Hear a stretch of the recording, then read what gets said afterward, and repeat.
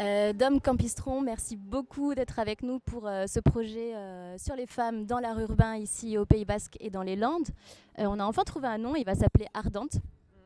Et là, on est devant deux murs que tu viens de réaliser pour le festival Oudada à Saint-Jean-de-Luz. Est-ce que d'abord, tu peux te présenter? Alors, moi, je m'appelle Dom, je suis basque, je viens de Basse-Navarre. Je suis lesbienne, je suis féministe et je suis activiste aussi pour promouvoir mon identité, pour promouvoir l'identité basque. Et voilà, tout ça, ça fait qui je suis. J'ai 27 ans et j'ai étudié à l'étranger. J'ai étudié du coup à Paris d'abord et ensuite je suis allée en Écosse, à Glasgow, où j'ai passé 3 ans pour apprendre l'illustration. Maintenant, je suis illustratrice.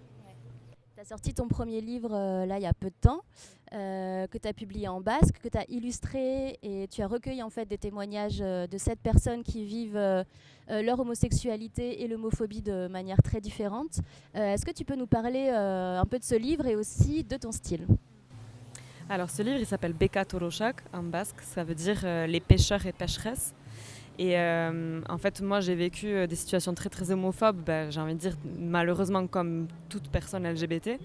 Et nos villages, en fait, ont été très très lents à aborder ces thématiques-là. Les gens sont restés dans le placard très très longtemps. Et surtout, beaucoup de gens sont restés dans une grande discrétion, quoi. Du coup, moi, j'ai découvert mon homosexualité sans avoir aucun repère, sans connaître personne qui était ouvertement gay. Et en gros, l'idée avec ce livre, c'était de faire justement le contraire et d'essayer de produire quelque chose qui pouvait être intéressant pour les plus jeunes, pour les gens qui sont en train de réaliser leur appartenance à la famille LGBT et pour faire des témoignages, quoi, pour qu'on puisse prendre la parole. Et en vrai, du coup, les gens qui ont participé à ce projet-là, ils sont tous de Basse-Navarre. Certains vivent dans des petits villages, certains vivent en ville, mais on a tous grandi dans ce même territoire. Et là, j'ai senti une grande envie de parole, en fait. Quand je les ai contactés, chacun a des âges différents, chacun a son vécu différent. Mais globalement, il y a un ras-le-bol en fait, de rester dans le silence. On a envie de parler, on a envie de dire ce dont on a envie et ce contre quoi on se bat. Est-ce que tu profites de l'art pour militer pour les LGBT?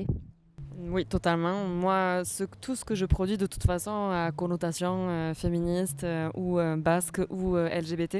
Je ne sais pas dessiner comme ça, sans message derrière. Et je pense que même si on fait des petites choses, par exemple le fait d'écrire en basque, c'est de suite politique parce que la langue elle est sous-représentée. C'est très très compliqué en fait pour des gens qui viennent de l'extérieur de voir la langue parce qu'en fait on n'a pas contact avec, tout est traduit, des noms de villages ou de villes sont en basque, mais sinon j'ai l'impression qu'on fait pas non plus trop confiance aux gens en fait et aux étrangers pour pouvoir les mettre face à une langue qu'ils ne comprennent pas forcément. Mais qui puissent kiffer aussi en fait, juste pas comprendre et pouvoir découvrir cette langue-là d'un point de vue extérieur, comme quand on voyage en fait, quand on va en Grèce par exemple, on est face à cette langue qu'on ne connaît pas, c'est normal, ça fait partie du voyage. Donc moi je travaille exclusivement en basque avec des maisons d'édition qui sont surtout dans le sud. Et c'est pourquoi du coup dans le paysage français pour l'instant je travaille très peu en fait je travaille très peu en français en fait, je travaille beaucoup beaucoup beaucoup en basque. Et donc voilà, du coup je travaille avec Dolonchti, avec Bilbo, voilà, c'est ouais. Est-ce que tu peux nous parler de ton style artistique? Mon style, alors je sais pas exactement comment je pourrais le décrire. Je suis illustratrice, moi j'aime passer par le visuel. Je pense que mon style il est assez simple en soi, il est assez joyeux. Et je pense que j'utilise pas mal l'humour et des formes assez chouettes avec des couleurs, justement pour essayer de faire passer des messages. Je trouve que l'apprentissage de certains sujets passe beaucoup mieux quand on les popularise. Et ça vient vraiment de la culture basque. La culture basque, elle est dans la rue. On a tous fait du théâtre, on a tous chanté, on a tous joué des instruments de musique. La culture, elle est à tous et à toutes. On a tous accès en fait à ça. Et par exemple, au Pays Basque, il se fait plein de spectacles dans lesquels tout un chacun peut participer en fait. C'est vraiment des initiatives populaires. Et moi, ça, je l'ai vachement gardé dans ma pratique. Je me fais un peu chier quand je regarde des trucs qui sont très compliqués à comprendre. Et j'aime que ce soit facile, que je puisse me l'approprier, que je trouve ça joli et que du coup, le fait que ce soit beau, ça m'attrape en fait. Ça me permet après de me questionner sur le visuel que je viens de regarder. Et parfois, voilà, ça peut amener sur des thématiques voilà, auxquelles j'avais jamais pensé, quoi. Je trouve que c'est une très très belle forme de sensibilisation en fait. On ne lit pas tous. La lecture, c'est ultra élitiste. Il y a très très peu de gens qui lisent. Donc les illustrations, c'est quand même ce qui reste, le visuel, c'est ce qui reste de plus accessible. Par exemple, dans un journal, on va tous regarder la petite bande dessinée. Ça nous attire l'œil, on va regarder la petite illustration humoristique. Voilà, et je trouve que c'est super ouais, voilà, pour moi, c'est essentiel en fait de l'utiliser comme ça. Je pense que j'ai l'impression que c'est mon devoir un peu. Tu parlais d'art populaire, d'art de rue, d'art urbain, du coup, dans notre cas. Là, on est devant une fresque que tu as fait à Saint-Jean-de-Luz. Tu en as fait très peu finalement. Est-ce que tu peux nous en parler? Moi, ça fait très peu de temps que je travaille. Ça fait 4 ans que j'ai lancé mon activité. Et en vrai, je suis beaucoup plus dans l'édition. Donc, du coup, je travaille pour des magazines, je fais des livres. C'est beaucoup plus des choses comme ça, des affiches. Du coup, l'espace urbain, déjà, l'espace urbain, je l'ai très peu investi parce que moi, j'habite à la campagne. Et du coup, j'ai investi des villages plutôt que des villes. Mais la façon dont je l'ai fait jusqu'à maintenant, c'était par les affiches. Donc, du coup, voilà, c'était un premier pas. Et en vrai, je pense que je me suis beaucoup interdit. Ça me faisait pas mal fantasmer de faire des choses comme ça, des fresques, des grands trucs. Mais j'ai été élevée en tant que femme. Et en tant que femme, on a tendance à faire des petites choses. Donc on fait des petits dessins, on fait des petits projets, on fait des petits livres. Et on a du mal à juste faire des choses en grand, en fait, et à se sentir légitime dans l'espace public pour l'investir, pour faire ce qu'on a envie de faire, pour porter notre voix. Là, c'est hyper intimidant, en fait. Il y a plein de gens qui passent, je ne les connais pas. Chacun va repartir avec sa vision de ça. Il faut se mettre un peu à nu quand même quand on travaille dans ce genre de format-là. Ouais, c'est vraiment un bon exercice d'humilité aussi de se dire que effectivement, c'est justement là, c'est pas une élite en fait qui va consommer ce qu'on fait. C'est pas forcément des gens qui ont beaucoup de relations avec l'illustration, avec le monde de l'art. Et du coup, c'est populaire quoi. Donc, du coup, tout le monde va y aller de son commentaire, tout le monde va pouvoir ne pas aimer, aimer. Et ça, c'est un super exercice en fait. Donc ça me donne vraiment envie de continuer à le faire et d'en faire de plus en plus. Et surtout d'en faire des deux côtés de la frontière justement. D'essayer de faire en sorte que ce style-là de dessin puisse lier en fait et faire oublier un petit peu cette frontière qui nous sépare entre le sud et le nord. Est-ce que tu peux nous parler de la fresque que tu as fait ici et aussi de la fresque que tu as notée sur cette ancienne maison de la radio au port de Saint-Jean-de-Luz? Alors la phrase, c'est un vers qu'avait écrit Dion Maya, qui a été chanté par Benito Lerchundi. Et donc elle dit Asken Arnasha Emanainuke Ichashuari Begira, ce qui veut dire je voudrais pousser mon dernier souffle en regardant la mer. Moi, quand le collectif Moi Moi m'a demandé de faire un truc vis-à-vis de la mer, de l'océan, moi en vrai, j'ai pas du tout de relation en fait avec l'océan parce que j'habite à la montagne et que la mer, on y vient très très peu. J'y vais en vacances quoi, la mer, alors que j'habite à côté, mais on a très peu de cette relation-là avec l'océan. Et donc, je me suis dit, je sais pas, j'essayais de réfléchir à des chansons que j'avais entendues, quelque chose qui me faisait penser au Pays Basque, quelque chose de beau. Et cette chanson-là de Benito Lerchundi, je l'adore, je la trouve vraiment très très belle. Et donc, dans cette phrase, il y a plusieurs significations. D'une, il y a donc les marins donc, qui sont de moins en moins présents sur le territoire, bien sûr, et sur la côte basque. Eux, du coup, ont beaucoup pu dire cette phrase-là. Je travaille toute ma vie sur la mer et la dernière chose que je voudrais voir avant de mourir, c'est la mer. Et je trouve que c'est très, très beau. Et après, il y avait ce deuxième degré aussi, de se dire que il y a beaucoup de gens qui naissent sur la côte basque, qui sont basques. Parfois, ils le parlent, parfois, ils ne le parlent pas, mais ils sont basques.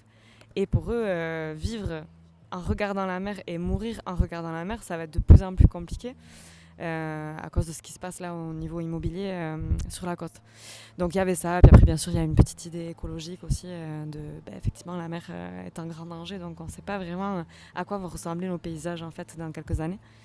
Et donc ensuite j'ai fait une illustration en fait qui me faisait penser à ça. J'avais pas trop envie de dessiner la mer ou des poissons, et je me suis dit que les oiseaux c'était un beau symbole pour symboliser la mer sans la montrer. Et en fait la forme elle ressemble un petit peu à une chapelle. Donc la thématique en elle-même c'est un petit peu ça quoi, c'est un petit peu la mort, la fin de vie. Qu'est-ce qu'on lègue aux générations qui restent ici sur la côte, à quoi va ressembler la société en fait dans quelques années ici. Tout à l'heure, tu parlais de légitimité, à justement avoir accès à à l'espace public pour peindre et t'exprimer, qui était sans doute une problématique qui était omniprésente chez les femmes, en tout cas celles que je rencontre, que j'interviewe. La légitimité est constante. Quelle est pour toi la place de la femme dans l'art urbain au Pays Basque? Pour l'instant, moi j'ai envie de dire qu'elle est encore moindre, mais j'ai l'impression que ça bouge pas mal là. Il y a des gros mouvements féministes qui n'existaient pas il y a une dizaine d'années.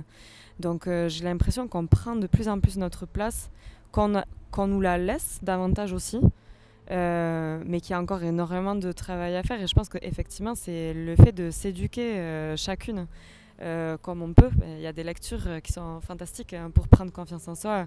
Tous les livres de Mona Chollet, moi je les recommande par exemple pour prendre conscience de tous ces mécanismes-là qu'on fait inconsciemment totalement en pensant que c'est tout à fait naturel de le ressentir comme ça. Par exemple, le fait d'être ultra stressé de faire une fresque qui fait 5 mètres de haut, ça nous stresse, on se sent pas légitime, mais ouais, j'ai peur que les gens ils disent du mal ou qu'ils pensent que c'est pas beau et que en fait ça soit, je sais pas, que la ville ou que le village ne l'aime pas.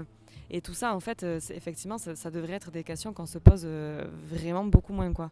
On a toute notre place, on a beaucoup à apporter, on a beaucoup à montrer. Et je pense qu'effectivement, oui, ça se met en place là, petit à petit, mais il faut de la patience, quoi. Est-ce que tu as un conseil à donner à toutes ces femmes qui veulent s'exprimer dehors mais qui n'osent pas? Il faut arrêter d'avoir peur. Moi, c'est ce que j'ai réalisé beaucoup, c'est qu'on a depuis toujours eu un discours sur la rue qui est ultra effrayant. Et oui, la rue c'est effrayant parfois, c'est vrai, c'est pas toujours évident d'occuper la rue. Mais moi, mon conseil, généralement, c'est de profiter de la sororité, quoi. Enfin, d'essayer d'établir des contacts, de faire en sorte qu'on s'entraide les unes les autres, c'est ultra important. Qu'on se donne la confiance les unes aux autres aussi. Qu'on s'allie à des hommes qui sont OK pour nous voir également prendre la place qu'on mérite avoir. Mais globalement, c'est arrêter de diminuer ce qu'on fait. Déjà par le vocabulaire, je trouve que c'est super important. Arrêter de dire qu'on a fait un petit truc ou un truc, bon, c'est peut-être pas génial ce qu'on a fait, ou voilà, j'ai fait à manger pendant 3 heures, mais bon, c'est un petit truc tout simple. Non, c'est pas un petit truc tout simple. C'est des belles choses qu'on fait. Il faut les appeler comme elles sont, quoi. Il faut prendre cette place-là. Je pense que quand on fait ce travail-là en nous-mêmes, ensuite c'est vachement plus facile en fait d'occuper l'espace extérieur, quoi. Maintenant que tu as commencé à peindre des murs de manière légale, est-ce que l'émotion que ça t'a donné envie de recommencer? Moi, j'ai déjà fait de manière illégale, mais genre dans des petits villages, on allait taguer, quand j'étais plus jeune, on allait taguer des messages à Bertsalé sur des murs, sur des murettes. Voilà, ça, je l'ai déjà un petit peu fait. Je pense que les deux façons me bottent bien là. Moi j'ai bien envie de continuer à le faire légalement parce que c'est super intéressant en vrai de pouvoir travailler avec les mairies, essayer de faire passer des messages, essayer de faire en sorte que tout le monde soit ok avec ça, c'est pas évident. Et puis après bien sûr il y a toujours des lectures à faire de ce que tu fais et t'es pas obligé de tout expliquer en fait. Certaines personnes peuvent le comprendre et puis d'autres pas et c'est pas grave en fait. Donc je pense que c'est pas mal aussi de jouer avec le système, en vrai c'est assez intéressant. Et puis après, ouais, je pense que oui, cette idée-là d'y aller un petit peu plus en mode sauvage et de taguer quand il y a besoin de faire passer un message, moi je suis totalement pour. De toute façon, c'est ma culture. Hein, moi j'ai grandi avec des tags, j'ai grandi avec des messages pour les prisonniers basques, pour plein d'autres idées. Et quand je vois ce que font les colleuses, ça me botte vachement, quoi. Je trouve que c'est super. Et c'est bien que ça se fasse aussi un petit peu illégalement. Parce que ça rajoute. Si ça se fait illégalement, c'est qu'il y a une raison, quoi. Donc, tant qu'il n'y a pas vraiment cet espace-là pour placarder des messages très très forts féministes, ben, on va continuer à le faire illégalement. Et puis un jour, peut-être, ça sera légal. Où est-ce qu'on peut trouver ton travail? Tu as un site internet et j'imagine aussi une page Instagram. Oui, moi je publie pas mal sur Instagram, donc c'est mon nom tout simplement, Dom Campistran. Et ensuite j'ai un big cartel du coup sur lequel je vends des impressions en riso, voilà, et donc on peut me trouver comme ça. Ouais. Merci beaucoup, Mileshker, et puis à très bientôt. Mileshker Souli.